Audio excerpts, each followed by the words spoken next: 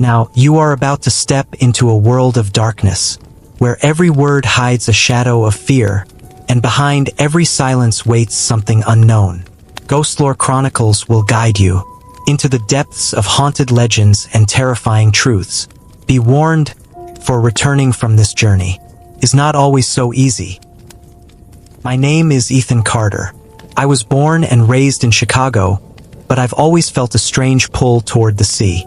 Maybe it was because of the stories I grew up reading, or maybe because the endless horizon offered a kind of mystery the city never could. Surrounded by steel and glass, I often imagine myself standing in an old lighthouse, waves crashing below, the lonely beam of light sweeping over a dark ocean. So when I first heard the tale of an abandoned lighthouse in Maine, I couldn't shake it from my mind. They called it the Greystone Lighthouse. Locals whispered that at night, you could hear footsteps climbing its spiral staircase, echoing up through the tower. Some even claimed they had seen a ghostly figure at the very top, staring out across the black water, as though still keeping watch for ships that would never return. I'm no journalist. I'm not even a paranormal investigator. But the story clung to me like a shadow. I knew I had to go there, not for a story, not for fame, but because something in me needed to see it for myself. Maybe it would be nothing more than an old ruin, silent and empty. Or maybe it would be the last mistake I'd ever make. The train ride to Maine was long, and the morning I arrived was wrapped in fog so heavy it seemed to press down on my shoulders. The town itself was small, quiet, so quiet it felt as if the world had forgotten it existed. Even the air carried an unease, as if the land itself wanted to keep its secrets. At the station, I found a cab driver, an old man with gray hair curling out from under a faded cap.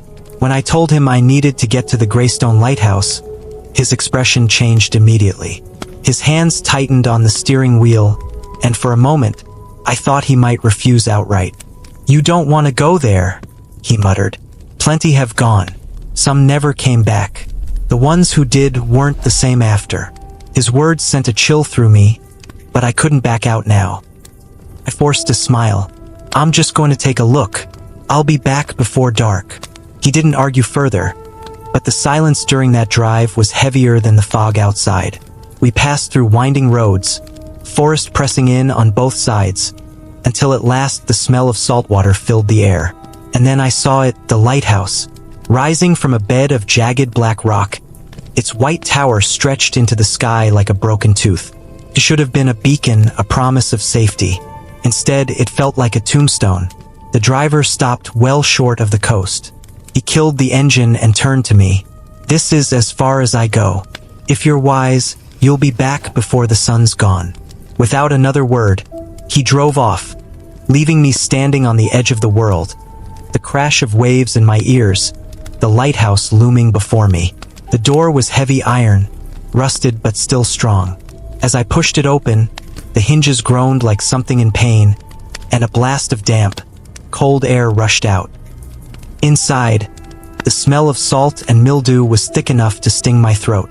The light was dim, but I could make out the spiral staircase twisting upward into darkness, its steps lined with patches of moisture that gleamed faintly in what little light managed to creep in.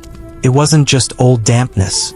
The steps looked freshly wet, as though someone had climbed them only moments ago. I stood there, frozen, listening. The sea thundered outside. My heart hammered in my chest. And then it came, a sound that didn't belong to me. A footstep, slow, deliberate, wood creaking under weight. Then another, the echo of someone climbing higher. But I was alone.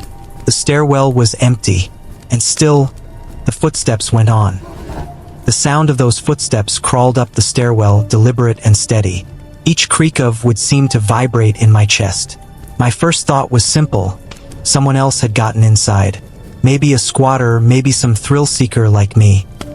That explanation should have calmed me, but it didn't. There was something about the rhythm of those steps. Too measured, too heavy, as though whoever was climbing didn't care if I heard. I took a breath and placed my foot on the first step. The iron railing was slick with condensation, and the chill of it burned my skin. Step by step, I climbed upward, each motion deliberate, each sound amplified in the silence. The further I went, the colder it became, until I could see my breath curling in the air. Yet no windows were open, no drafts should have reached this deep inside. Halfway up, the footsteps stopped. The silence was worse than the sound. It pressed against my ears, filled with the rush of my own heartbeat. I whispered, "Hello." My voice echoed up the stairwell and came back hollow, smaller than it had left me. No answer. And then, above me, the faintest scrape. Not a step this time, but something dragging across stone. My skin prickled. I forced myself upward, my flashlight beam slicing through the shadows. Dust swirled in the air like tiny ghosts, but the stairs ahead were empty. When I reached the landing, I froze. The walls here were lined with old photographs, their glass cracked and their frames eaten with rust. Black and white portraits of men, all dressed in the uniforms of lighthouse keepers from another century. Some stared with blank eyes, others looked out to sea in staged poses. But what made my stomach twist was that several of the photographs had deep scratches across their faces, as though clawed at in rage. The air grew heavier the longer I stood there, like the whole tower was breathing around me. I turned to continue climbing, and that's when I saw it. A faint, wet footprint on the next step. Then another above it. Bare, human, pressed into the wood as though someone had just walked there moments ago. The prints glistened with moisture that hadn't dried. My throat went dry. Whoever it was, they weren't ahead of me anymore. They had vanished into silence. But the footprints led only upward. I kept climbing, though every instinct screamed at me to turn back.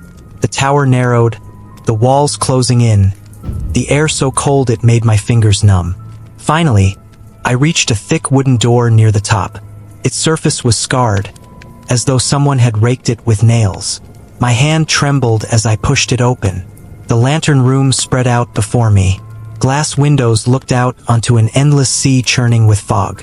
The massive lamp in the center was shattered, its pieces scattered across the floor like bones. The whole chamber smelled of salt and iron, sharp and metallic, like blood carried in on the wind. And there, facing the window, stood a figure. I froze. The shape was tall, shoulders hunched, dressed in the ragged coat of an old keeper. Its outline shimmered faintly, almost translucent. For a moment, I thought it was nothing more than the trick of light through the fog. But then it shifted, slowly turning its head toward me. Its face was gray, features worn and hollow, eyes dark as the sea at midnight. When its gaze met mine, the air seemed to collapse, as though all sound had been sucked away. I couldn't move, couldn't breathe. The figure lifted one hand, and for a second, I thought it would reach for me. Instead, it raised its arm toward the ocean, pointing silently into the distance. I followed its gesture, looking out over the waves. Far out in the mist, something flickered. A light, faint, bobbing, like a ship's lantern caught in the storm. But there was no ship. The horizon was empty. The light pulsed once, twice, then vanished. When I turned back, the figure was gone. The room was empty except for the broken lamp and the roar of the sea. My body felt like stone. I staggered back against the wall, my chest heaving. What I had just seen couldn't be real. And yet the footprints on the stairs, the cold in the air, the way the tower itself seemed alive. Every part of it told me I wasn't imagining things. That night was only the beginning. The lighthouse wasn't just haunted, it was hungry. I stumbled down the staircase, every instinct screaming at me to get out. But the deeper I went, the more the air seemed to thicken, as though the tower itself wanted to hold me inside. The walls groaned faintly with each gust of wind, and I could swear the shadows shifted with me, moving when I moved, stopping when I stopped. When I finally pushed through the heavy iron door and stepped outside, the daylight had begun to fade. The fog clung low across the rocks, and the horizon was painted in bruised shades of gray and violet. The ocean's roar was constant, but beneath it, I thought I could hear something else. A low hum, like distant chanting carried on the wind. I needed answers. Back in town, I found the same cab driver waiting at a small diner near the station. He looked surprised to see me return so quickly. His eyes narrowed. "You went inside, didn't you?" I nodded. My voice was hoarse. There was someone in there, a man, dressed like an old keeper. The driver's face hardened. He leaned closer, speaking low so no one else could hear. That's Thomas Hale. He was the last keeper before they shut the place down. Shipwreck took his family. They say he never left his post, even after death. He paused, his hands shaking slightly as he lit a cigarette. Folks around here don't talk about Greystone for a reason. Some say the lighthouse calls people in. Not just with curiosity, with something deeper. People vanish. Others come back changed. And a few never stop hearing the sea. I pressed him for more, but he clammed up after that. All he said before walking out the door was, "You'd be smart to get on the next train home." But I wasn't smart. I couldn't leave. Not yet. That night, I rented a small room above the diner. And as I lay in the dark, the sound of the ocean wouldn't leave me. I shouldn't have been able to hear it. Town was miles inland, but it was there, echoing in my ears, steady as a heartbeat. And just as I began to drift into uneasy sleep, I heard footsteps creak across the wooden floor above me. Slow, heavy, impossible because my room was on the top floor. The next morning, I decided to speak with someone else. The town's historical society was tucked away in a narrow brick building near the square. Inside, I found rows of dusty books, faded photographs, and artifacts from another era. The curator, a thin woman with silver hair tied in a bun, looked startled when I asked about Greystone Lighthouse. "Not many ask about that place anymore," she said, adjusting her glasses. "But I know what you're searching for. The truth." She pulled out a leather-bound journal, the cover cracked with age. This belonged to Keeper Hale. The entries were meticulous at first, weather reports, ship sightings, supply logs. But as I flipped through, the handwriting grew jagged, frantic. Pages filled with rambling notes about voices in the fog, lights at sea, shadows moving through the tower at night. The final entry made my blood run cold. It read, "Asterisk, the sea is not empty. They walk upon the waves. They call my name and I must answer. If anyone finds this, know that I did not abandon my post. I am still keeping watch. Always keeping watch. Asterisk." The curator closed the book with a sharp snap. Her eyes were wet, as if she'd read it 100 times, but it never stopped haunting her. "He wasn't mad," she whispered. "Others heard it too. Others saw it. That's why the lighthouse was shut down." I left the building with the journal's words burning into my mind. I had come looking for an abandoned ruin, a piece of history. What I had found was a place still alive with something beyond explanation. And I knew one thing with certainty. I had to go back. Not because I wanted to, but because the lighthouse wanted me. The pull was undeniable. By the time night fell again, I was already walking the road back toward the coast. The cab driver's warnings echoed in my head, but they weren't enough to keep me away. It was as if the lighthouse had reached into my chest and taken hold of something I couldn't name. Each step toward the sea felt inevitable. The fog was thicker than before, rolling in heavy sheets across the rocks. When the lighthouse finally emerged from the mist, its silhouette loomed like the ribcage of some dead giant. The windows were black, the top of the tower swallowed in low clouds. I should have felt fear. Instead, I felt a strange calm, as though I had been expected. Inside, the spiral staircase stretched upward like a throat. My flashlight cut across the damp stone, but the light seemed weaker than before, swallowed by shadows. I began to climb, and with each step, I heard faint whispers drifting down the stairwell. At first, they were too soft to understand. Then the words began to sharpen. "Keeper. Always watching. Always waiting." My skin crawled. The voices were layered. Some deep, some high-pitched, all overlapping like a chorus of the drowned. I gripped the railing tighter and forced myself upward. The air grew colder, and once again I could see my breath. The footprints were back too, wet, bare, leading me onward. At the landing, the photographs of the old keepers seemed different. I could have sworn their eyes followed me now, as though the scratched faces had reformed in the dim light. I hurried past, unwilling to look too closely. When I reached the lantern room, it was empty. No spectral figure waited this time. The broken glass still littered the floor, and the smell of salt and iron clung heavy in the air. For a moment, I thought perhaps I had imagined it all the first time. But then I heard a sound I'll never forget. A slow, steady knock. 3 times. From beneath the floorboards, I dropped to my knees, pressing my ear to the wood. The knocks came again, louder now, echoing up through the tower. My heart slammed in my chest. Something was below. I scrambled back down the stairs, deeper than before, past the base of the tower into a narrow corridor I hadn't noticed the first time. The walls here were carved into the stone itself, rough and wet with seepage. The passage twisted downward, and with each step, the knocking grew louder until it became a pounding, shaking the air itself. At the end of the corridor, I found a heavy iron door. It was half buried in the rock, sealed with rust. My hands trembled as I pushed against it, and with a groan of metal, it gave way. Beyond was a small chamber, lit only by the faint beam of my flashlight. Chains hung from the walls, their ends broken.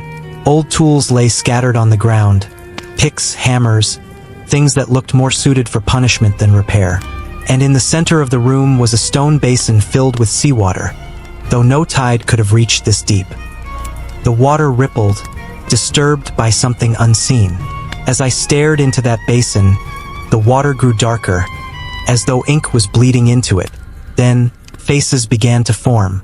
Pale, bloated, eyes wide with terror. They pressed against the surface, mouths opening and closing in silent screams.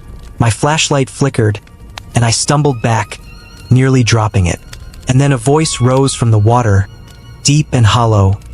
"You shouldn't be here." I froze. The voice was not in my ears. It was inside my skull, vibrating through my bones. I backed toward the door, but before I could reach it, the water surged upward, splashing across the stone floor. The chains rattled violently, as though something invisible had been unleashed. I ran. I don't remember climbing the stairs, don't remember pushing through the lighthouse door. All I remember is the taste of salt on my tongue, the roar of the sea, and the certainty that I was not alone anymore. Whatever lived in that place had followed me, and it wasn't finished. Back in town, I tried to convince myself that I had imagined it. Lack of sleep, the isolation, the weight of suggestion. That's what I told myself as I sat in the diner, staring at a plate of food I couldn't bring myself to eat. But the truth was clear every time I closed my eyes. I saw the faces in the water. I heard the voice inside my head. The locals noticed my unease. A man at the counter, middle-aged with weathered skin, leaned toward me. "You've been up there, haven't you?" His tone wasn't accusatory, just resigned, as if he already knew the answer.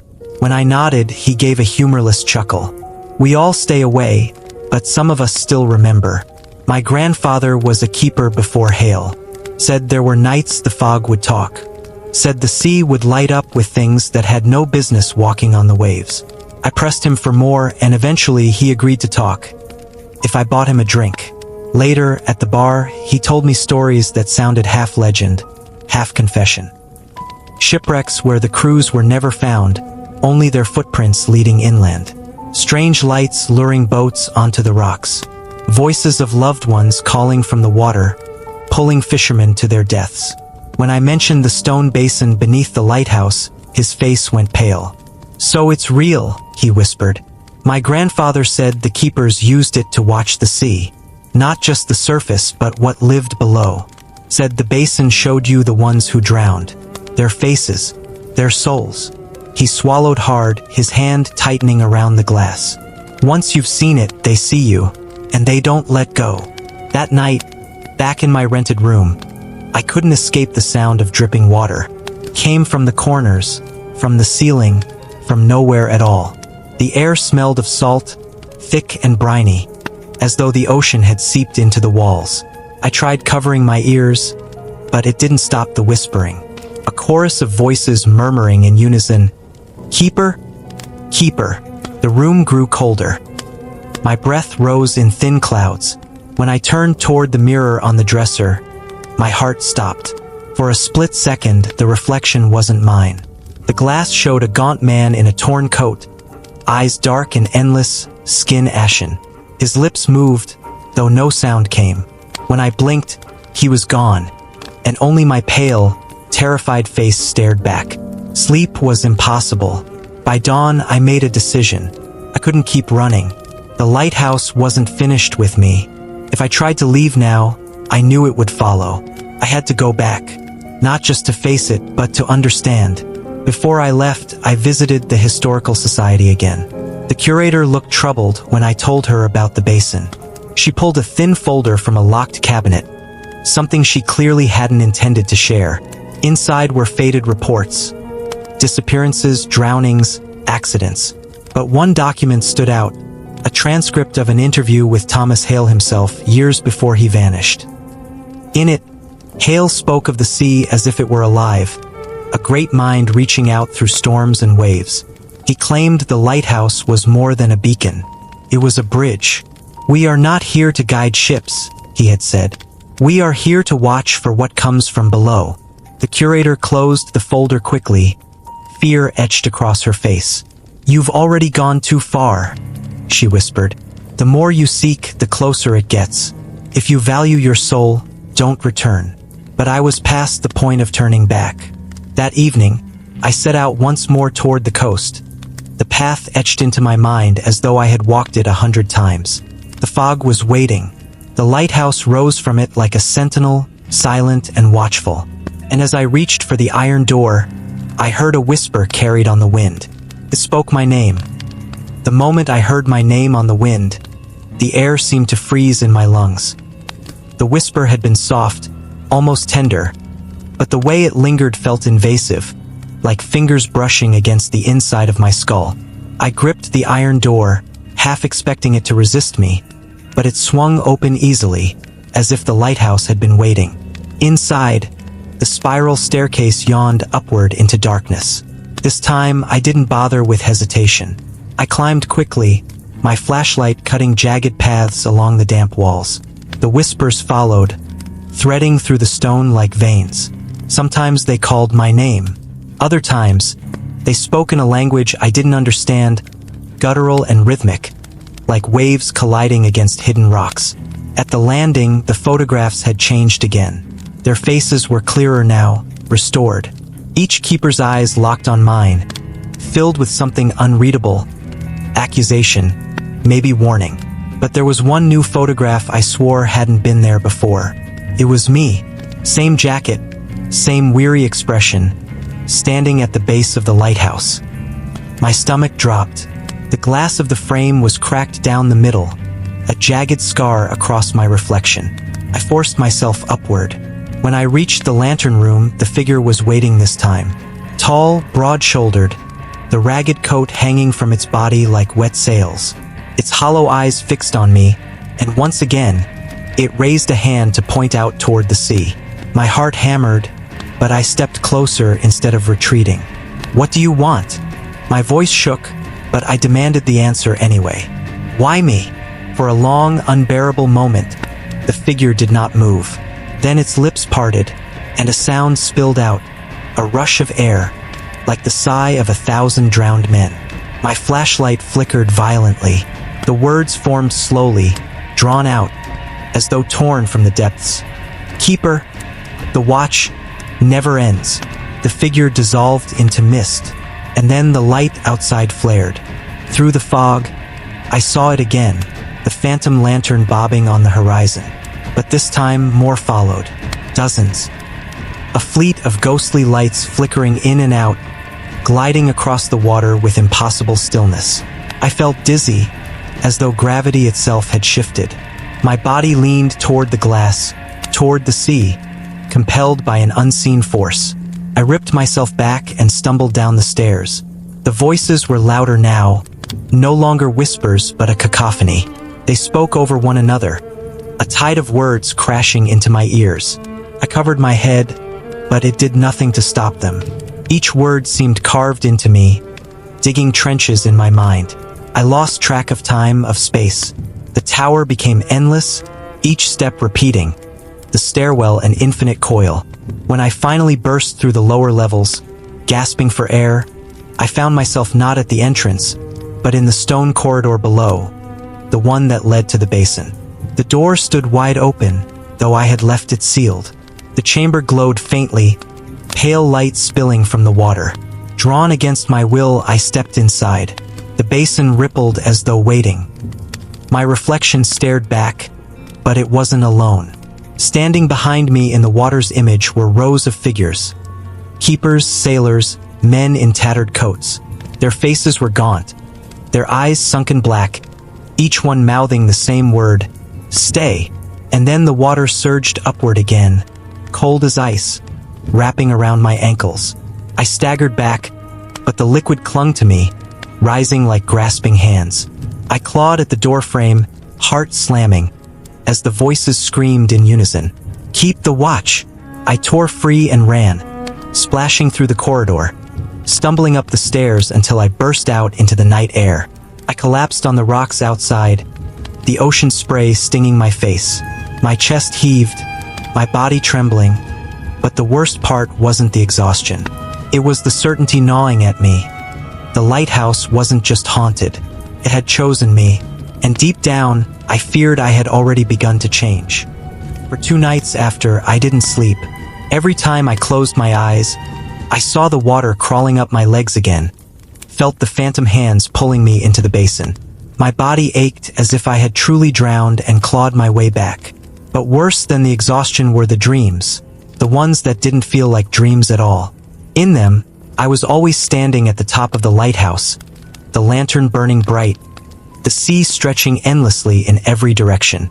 The voices no longer whispered, they commanded, "Keep the watch." And though I fought, I always turned the light, guiding invisible ships through fog so dense it swallowed the world. I tried leaving, packed my bags, drove until the road wound into hills, until the salt air faded. But when I pulled over, heart pounding with relief, the smell of brine returned. And when I looked in the rearview mirror, the lighthouse stood where the horizon should have been. No matter how far I drove, it waited. By the 3rd day, I returned willingly. My hands shook, but there was a strange calm too, a surrender I couldn't explain. The keeper's log still sat on the desk in the ruined cottage. The ink had run from age and water, but one passage remained clear. He who sees the light cannot turn away. The sea will follow. The watch must be kept. Asterisk. I slammed the book shut, but the words were already etched into my thoughts. That night, the townsfolk came. I hadn't told anyone what I'd seen, hadn't spoken a word, yet they arrived in silence, lanterns in hand, their faces grave but unsurprised. They didn't knock, they didn't ask.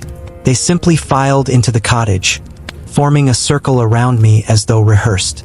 An old woman with eyes as pale as the sea foam spoke first. "It chose you," she said softly, almost kindly. "The watcher always chooses. What happens if I refuse?" My voice was hoarse, though I already knew the answer. A murmur ran through the crowd. Some looked at me with pity, others with something colder. The woman shook her head. "No one refuses. Not for long." A heavy silence fell. The only sound was the distant crash of waves. Then, as one, the townsfolk raised their lanterns. The light flickered and swayed, casting long shadows that stretched across the walls. My skin prickled, and for the briefest moment, I thought I saw the shadows detach, standing separate from their owners, moving in a rhythm older than words. The woman stepped forward, holding out her lantern. "It is your turn," she whispered. "The sea waits for its keeper." My chest tightened. I wanted to scream, to run, to deny all of it. But when my hand lifted, trembling, and closed around the lantern's handle, the crowd exhaled as though in relief. The flame flared, bright and blinding. And in that blinding moment, I heard the voice again, no longer outside me, no longer a whisper. It was inside my skull. "Keeper, your watch begins." Asterisk. The flame in the lantern pulsed, almost like it had a heartbeat of its own. My vision blurred, the crowd of townsfolk around me melting into wavering silhouettes. I staggered, clutching the lantern tighter, and then I wasn't in the cottage anymore. I was standing on the spiral staircase of the lighthouse, the wind howling through shattered glass panes, the sea pounding against the rocks below. Except I hadn't walked there. I had been carried, drawn as though the lantern was a key unlocking some hidden passage between places. My breath caught in my throat as I realized the door at the top of the stairwell, the one leading to the lantern room, was open. It had always been shut before. Inside, the great lens stood, cracked but still magnificent, its brass fittings tarnished yet intact. And behind it, silhouetted by moonlight and mist, was the keeper. His hollow eyes glowed faintly, his uniform ragged with decades of decay. He didn't speak. He only pointed out to sea, and when I looked, I saw them, shapes walking on the water, dozens, maybe hundreds. Some tall, some bent, all cloaked in dripping shadows. They trudged across the waves like pilgrims, their heads bowed, their arms reaching toward the lighthouse. The sight made my stomach twist. I wanted to deny what I was seeing, but it was too real, too precise. The keeper finally spoke, his voice echoing like a foghorn in my skull. The dead need light to find their way. You will guide them now. My lips trembled. Why me? Why not one of them? I pointed wildly toward the town in the distance, faint pinpricks of lanterns glowing on the hill. The keeper's mouth split into something like a grin, though it held no warmth. Because you came, you opened the door, and once the door is open, it does not close. My knees nearly buckled. I wanted to drop the lantern, to smash it against the stone floor. But the moment I thought it, my fingers tightened around the handle until my knuckles burned. The lantern wouldn't let me go. Then the procession reached the rocks below. I could hear them now, their wet, dragging footsteps against the stone, the hiss of seawater dripping from their bodies. One by one, they raised their faces to me. And God help me, some of those faces were human. Children, men, women, their eyes empty, mouths moving soundlessly, all of them waiting for me to turn the light. I staggered to the lens, the lantern's flame growing hotter in my hand. With a motion that wasn't entirely my own, I raised it and set it into the mechanism.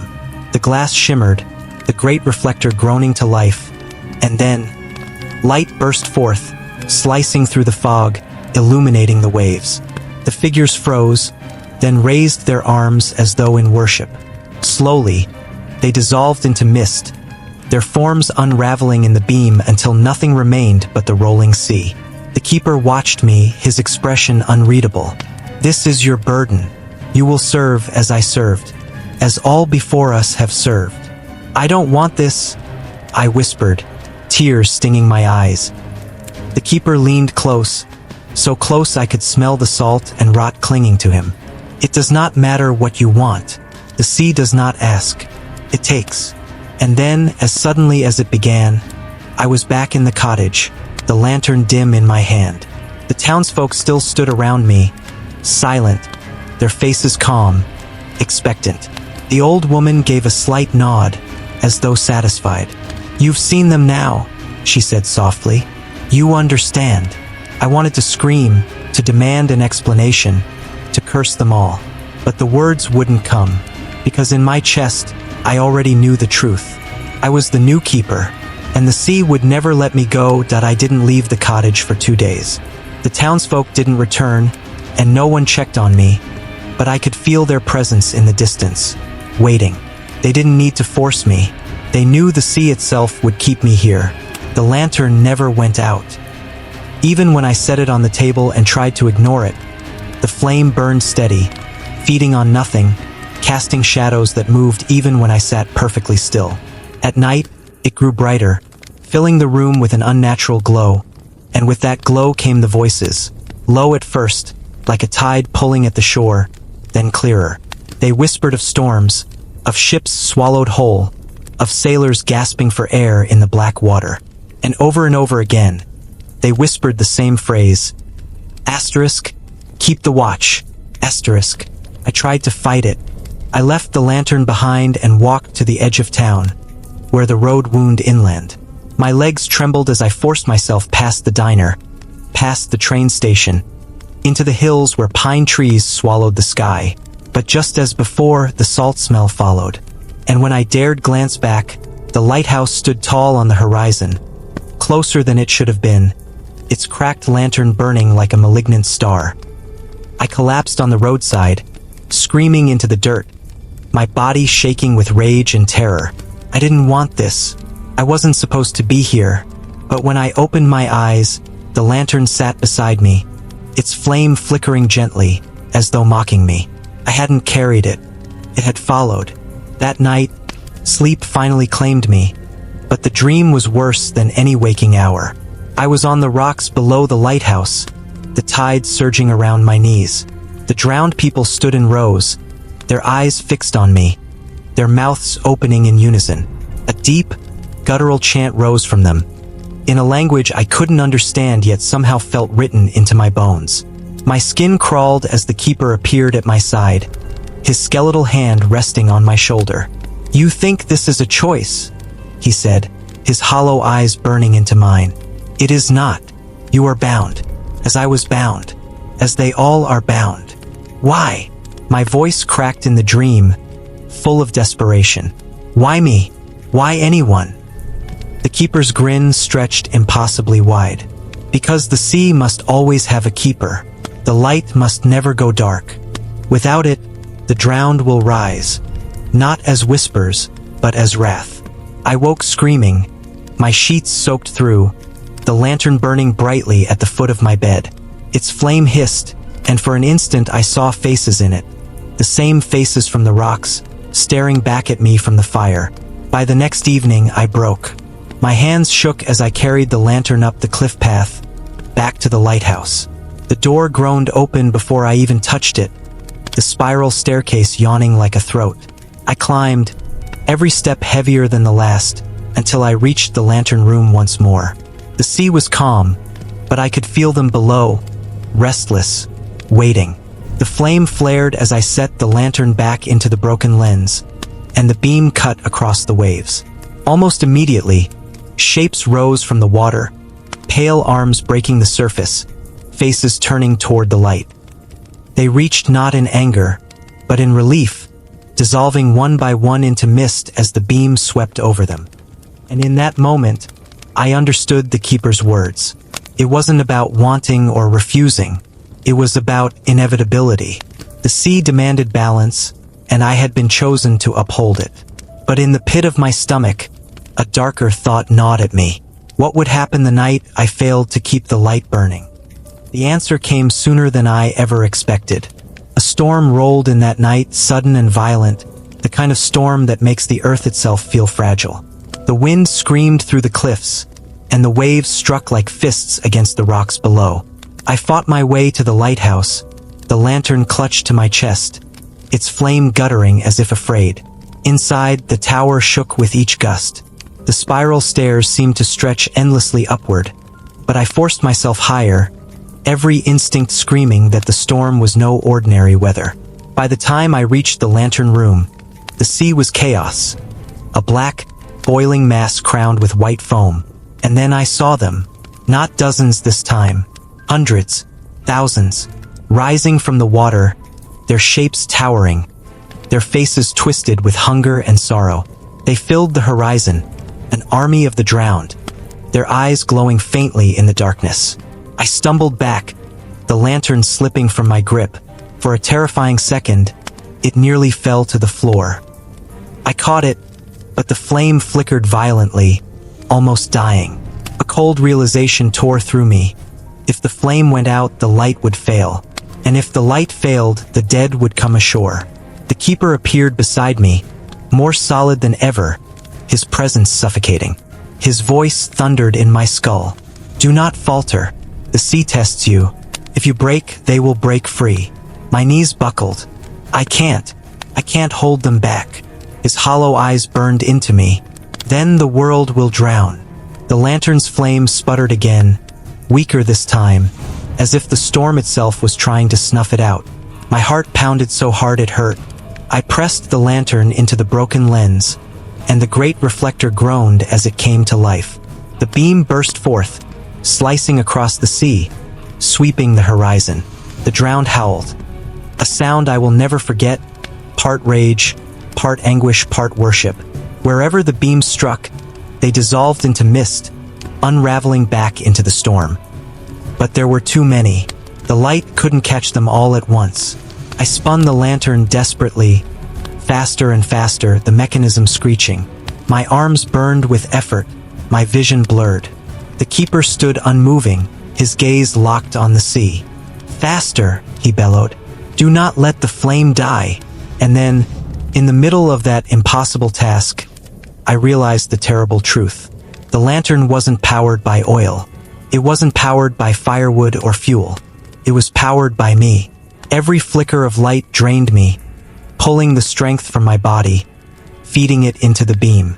My chest tightened, and my breath came shallow. My skin turned clammy, my vision dim. But I couldn't stop. If I stopped, the sea would rise. If I stopped, the drowned would walk the land. I don't know how long it lasted. Minutes, hours, eternities. The storm finally began to break, the waves calming, the voices fading into the night.